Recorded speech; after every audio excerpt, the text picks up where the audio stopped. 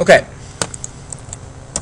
So there are a couple of, if you're going to do web design, there are a couple of secondary skills that you need beyond just coding with the tools that we've learned. Okay.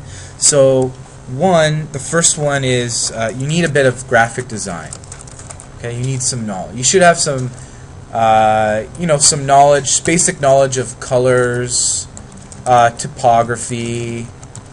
Some basic skills, right? Even there's a speech by Steve Jobs, and he said one of the most valuable courses he ever took was a course in typography, because it taught him about design and beauty and all these sorts of things. So it's probably useful. Okay, so you should know about these soft skill kind of things, right? How to make something that looks nice. Then you have some hard skill tools, right? So then you need to know how to manipulate images. Okay, and for that there's a couple of tools. So one, we would probably use Photoshop. So Photoshop costs money, and it's it's basically the industry standard. Okay. Then also there's a free open source called, not Git, called what the hell is it called? Do I have it?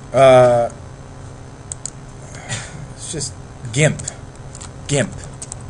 Okay, and so GIMP is free, and it's open source. Okay, and so for the stuff that we're going to do today, it's probably okay. We're just going to look at resizing images and changing formats, and so Photoshop and GIMP are good at editing sort of bitmap images. Okay, so bitmaps.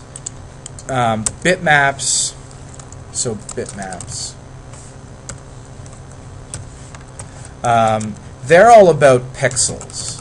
Okay, so a bitmap is just a map of pixels. So this pixel here is a certain color. Okay, and this pixel here is another color.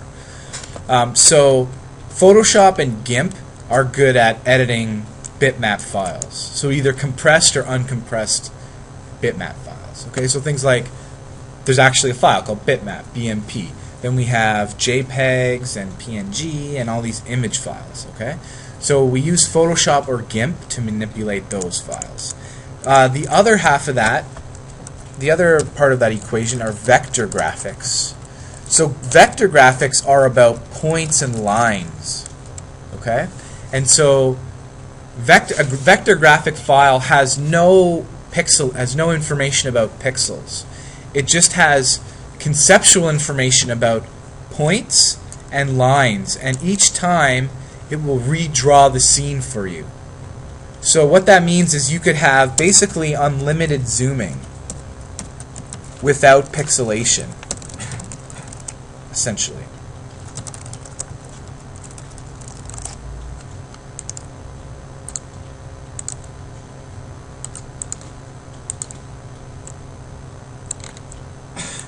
Okay.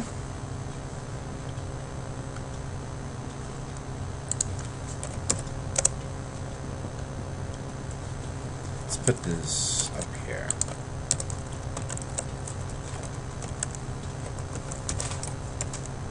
Let's do this.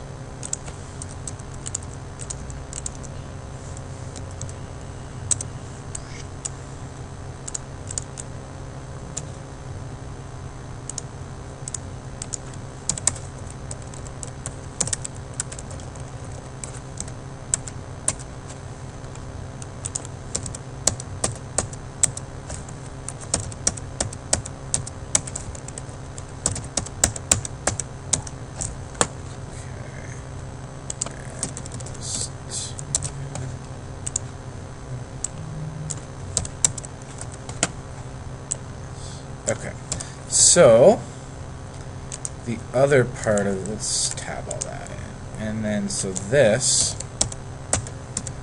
So there are pixels and vector graphics.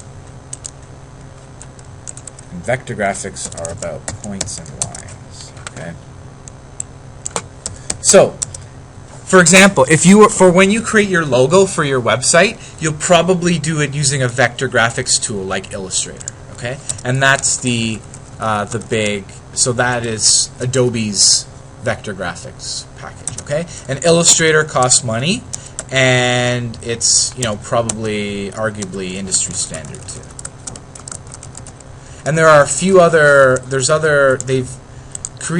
Adobe has created a few other vector graphics packages that are more specifically related to doing web graphics, but we'll just take a look at Illustrator today. Okay? Okay, let's take a look at doing some basic things with Illustrator. Okay. So, let's say I have... So I do a little bit of photography on the side. It's a hobby. So let's say I have some photos. So I have a pretty good camera. I have an SLR that takes really big. The files that come off it are really huge. Okay. So let's say if I have these are the files here.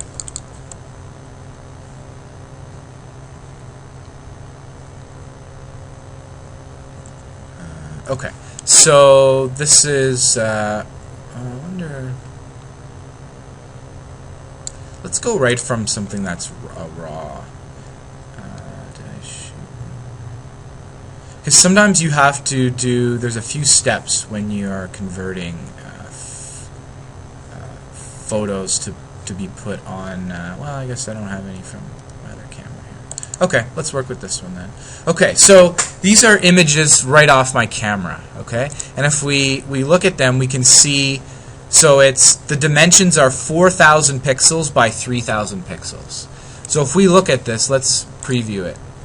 So this whole screen is probably something like 800 pixels wide.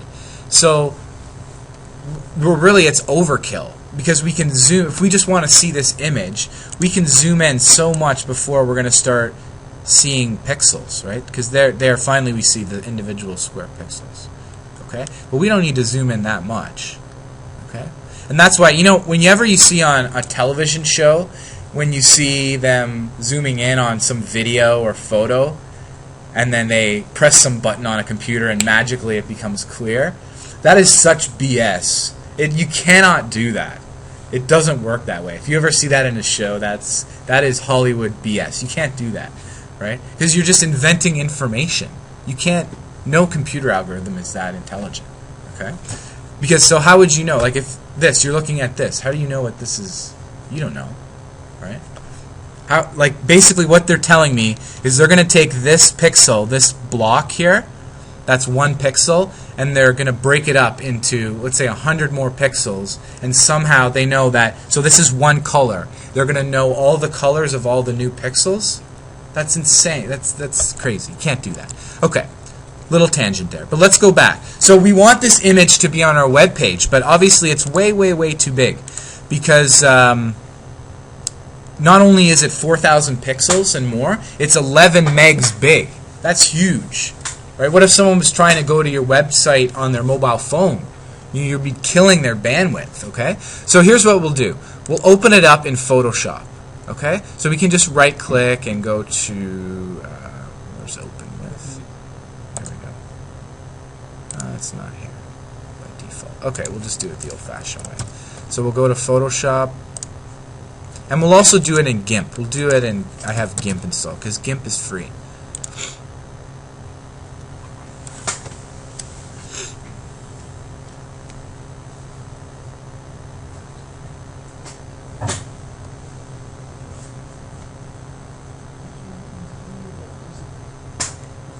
Okay, so let's do it in GIMP first, actually. So we'll minimize Photoshop, and so what we can do here is we will drag the image in. We should be able to do this like so. Just basically for compressing too. Yep, we can compress. We can do all sorts of things. Okay, so we've loaded the image, So now the first thing we want to do is we want to shrink it down.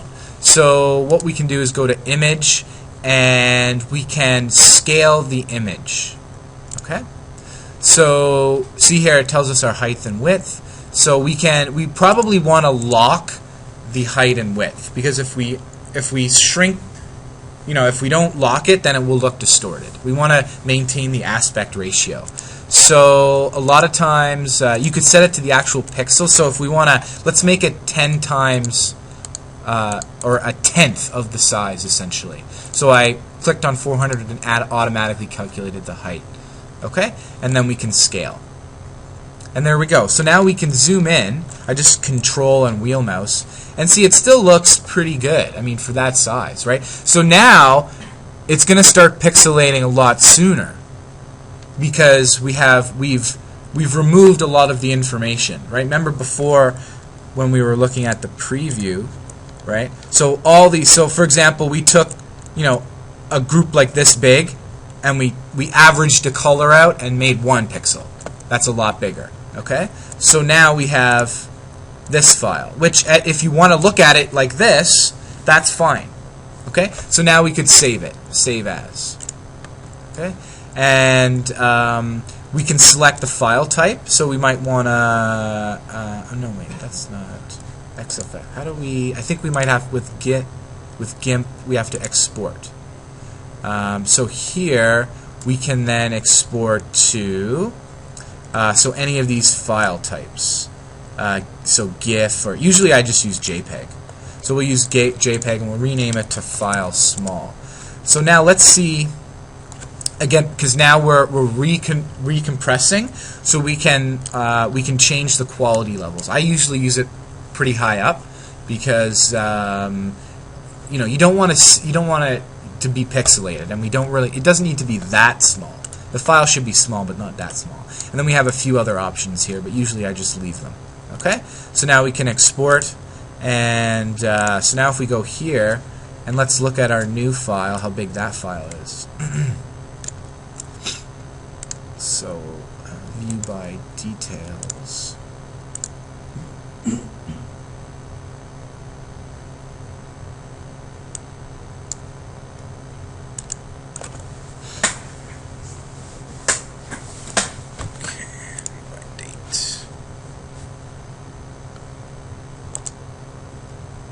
Where did it go? Or where did I export to? Guess I should have paid attention to that.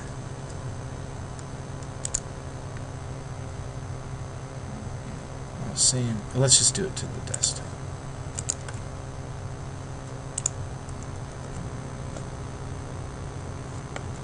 There we go. Okay, so now from 11 megs, now it's 220 kilobytes. Right? That's huge. That's enormous. Okay. Another thing we might want to, let's say we want to crop. So let's see. Sometimes I forget how to crop in GIMP. Sometimes they hide it behind other tools. It's a crop tool. Okay. So let's say we only want this part here. We can just crop it like so. And there we go. Okay, and then we can save as or export. Same thing in Photoshop. It works pretty much the same way. So we could again just we could drag in our image. Okay, and then we again go to image. So this is the big image. We could go to image size, and again, see, look, it's almost the exact same dialogue. It's like GIMP went in and kind of just copied. And then it's the same thing. We can save as or we can export. Save as works in Photoshop. We can save as Photoshop has more options for saving as images as different formats. Again, I usually just use JPEG or PNG. Okay. This is CS6, the latest version of Photoshop. Yeah. There are some other things like filters that you can apply. Generally, I don't use them a lot. Usually, I just use Photoshop to sort of resize, crop, maybe flip or mirror. You can do things like rotate images, flip the canvas, right? So now it mirrored all the pixels and things like that. Okay. Okay. So that's the basic introduction to Photoshop and GIMP. And so you should be able to now do some basic image manipulation. So the other part of that, another thing you need to do, oh, that's PowerPoint. So we want to go to Illustrator now. Okay, and so Illustrator is vector graphics. So I think they should have Illustrator on these computers here. You should have CS3 or 4. And you should be able to get a demo from Adobe as well. So this works a little bit different from Photoshop. So what we'll do is we're going to create a page. Okay, so this is our page now where we can create a graphic. So what we can do now, so again, it doesn't work like with pixels. It works with sort of objects and vectors. So one thing we might do is put in some text. So logo, we might do that, okay? And then I can take this text, I can make it big. So see how I can make it as big as I want, and there's no pixelation. See?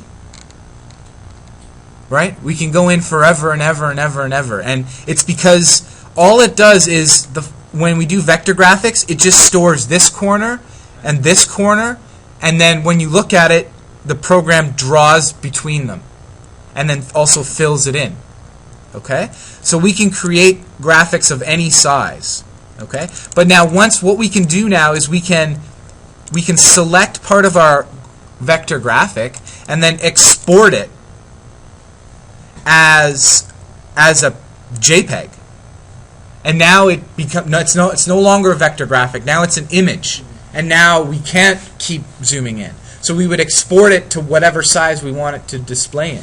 Okay? So we can do things like, so we clicked on the text tool, and then we click here and we can add in text. Okay? Then we can pick our objects using the picker tool. We can move them around. We can position them. So let's change our fill. So we could make it red, and we could then change the outline. We could make the outline blue. We could change the size of the border. So let's make it 9 pixels. We could change the so we'll right click on our text. We could change the font to any one of these fonts. Let's pick Baskerville Old Face. Right? This kind of looks like I'm very classy. This is a classy website. Right? And so then we can do so we can resize, right? Make it squished or resize uniformly. We can do all sorts of things like, what can we do? We can transform it. So we could rotate it, we could scale it, we could reflect it, right? We could horizontally flip it, vertically flip it, right? But we don't want to do that. Okay, we can also we can draw shapes. So we could pick here this is our rectangle tool. If we click and hold, we can also do other sorts of polygons. So let's do a rectangle tool like this. Okay, oops, and that covered up our border. So or our text. So what we can do now is we can right click and we could say we can arrange it. So let's send to the back. So we have layers. Right, so I want to send it to the back so my logo is in front. And then let's change the fill of the logo from red to black. And that doesn't. Let's change the stroke from 9 point. Let's make it 5 or 3. Okay. And the red doesn't. I don't like how the red looks. Red looks kind of ugly, right? What color do you guys want? How about simple, something gray? Does that look okay? Yeah, that looks decent. Not the best. Okay, and then what else can we do? Let's create an ellipse. So maybe our logo will be a circle, a square inside an oval. Okay, and then again it's in front. Every time we draw something, it's going to be on the front layer. So again, we'll send to back. Okay, and then let's adjust this a little bit. And maybe let's make this fill. Let's make it yellow. Will that look? Ooh, that looks. Come on, help me out, guys. What's a good color? Maybe this pukish green. Okay, so you get the idea, right? And then we can select the whole thing and rescale it and move it here. And now we have it a different size. Okay? We can put a picture on there, but it won't be. So let's say we go here and we drag this in. It's not a vector graphic. If we zoom it, it will be eventually it'll be pixelated, right? Depending on the size. So it's not like so if we zoom in here, we're going to see the pixels. It's not like when we zoomed in on the text, there's no pixels, right? It's always, even this is some anti-aliasing here, but we don't ever see the pixels, which is different for this. But again, we could do that. So maybe instead of this box here, let's get rid of this and let's put this here, like this. And then, so we don't want to send to the back because that's going to go behind our oval. Let's send it backward, one layer. Okay. And now instead of black, let's change our border to black, and our inside will make it white. And so that's not the best logo, but I'm just trying to demo the thing, demo the tools. Okay. What else can I quickly show you that's useful? No,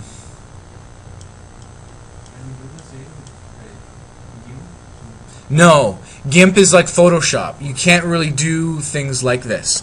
I'll have to. I'm not aware right now of an open source vector graphics software. There must be something though. I'll look. I'll research for you and find something.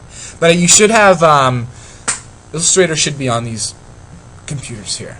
And you should be able to download a demo, 30-day demo of CS6. Okay? Okay. Yes?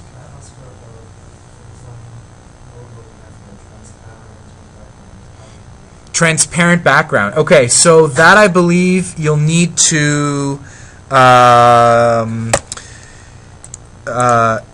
save it as either GIF or PNG. Let me just double check that.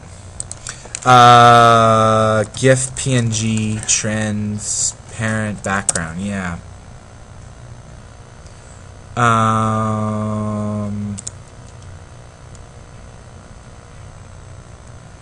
Let's see here. Yeah. So you have to say, so you can't, a JPEG can't have a transparent background, but a GIF or a PNG can. So what we would do is, so for example, instead of this yellow, we would go to the fill and then click none, and then there's no background.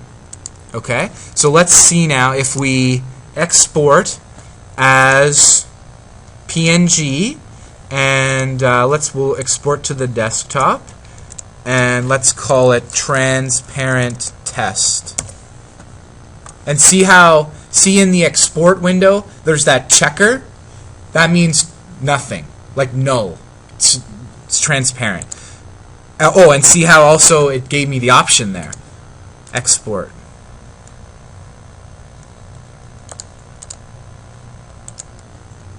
So I could set it or keep it transparent. Okay? And then yep, there we go. And so if I look at it here, it's gray, but that's the color of the window, right? So that's how. So you set it to be in Illustrator. You set it to be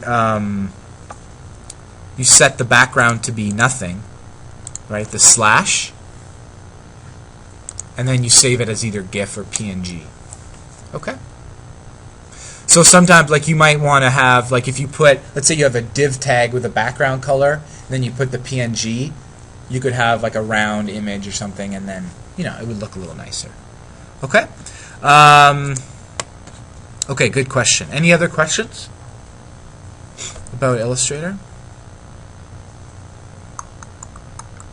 Okay. So you guys should be set for, and don't be afraid to play around, right? You saw that there's all the tools on the side. That's how I learned how to use these tools, is I just click click on them and see what happens, right? Draw a box, place with some text. You know, practice, right? So now you have a goal. You're going to need to create a logo. So try creating a logo in Illustrator. You know, something simple, just your name, pick a nice font, put a border around it. Boom, you're good to go. Okay? Okay, so